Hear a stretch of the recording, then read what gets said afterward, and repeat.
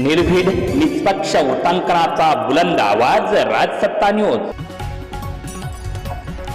कारगाव पोलिसांची वाळू वाहतुकीवर कारवाई, ट्रॅक्टर ट्रॉलीसह लाखोंचा मुद्देमाल जप्त। कारगाव पोलीस ठाण्याच्या हद्दीत अवैधरित्या वाळू वाहतूक करणाऱ्यांवर कारगाव पोलिसांनी कारवाई करत ट्रॅक्टर ट्रॉली व वाळूसह एकूण 2,93,000 रुपयांचा मुद्देमाल जप्त केला आहे। या प्रकरणी नवनाथ वसंत रोडे राहणार एठेवाडी, खंदरमाळ, तालुका संगमनेर याच्या विरुद्ध गुन्हा दाखल करण्यात आला आहे।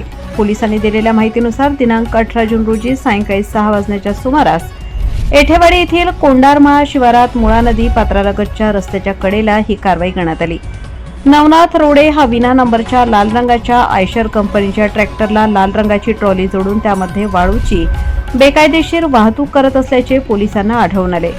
या कारवाईत पोलिसांनी अर्धा ब्रास वाळू, विना नंबरचा आयशर कंपनीचा लाल रंगाचा ट्रॅक्टर, लाल रंगाची विना नंबरची ट्रॉली असा एकूण 2,93,000 रुपयांचा मुद्देमाल जप्त केला। या प्रकरणी पोलीस कॉन्स्टेबल सुभाष बोडके यांनी दिलेल्या फिर्यादीवरून नवनाथ वसंत रोडे यांच्या विरुद्ध गुन्हा दाखल करण्यात आला आहे। तर ही कारवाई घारगाव पोलीस ठाण्याचे पोलीस निरीक्षक बाबासाहेब बोरसे यांच्या मार्गदर्शनाखाली पोलीस हेड कॉन्स्टेबल राजेंद्र कोरडे हे करत आहेत। मुळा नदीवरून काही वाळू तस्कर आपली मुजोरी सोडायला तयार नाहीत। घारगाव पोलीस ठाण्यात नुकतेच हजर झालेले पोलीस निरीक्षक बाबासाहेब बोरसे यांनी अवैध धंद्यांना पाठीशी घालणार नाही असा सज्जड इशारा दिला आहे। परंतु काही वाळू तस्कर आपल्या मालकीची नदी असल्यासारखे वावरत आहेत। एका शेतकऱ्याच्या अंगावर नुकतेच काही दिवसांपूर्वी डंपर घालण्याचा प्रयत्न झाला होता, परंतु अद्याप डंपर व डंपर चालकावर कारवाई झालेली नसल्याने उलटसुलट चर्चा सुरू आहे।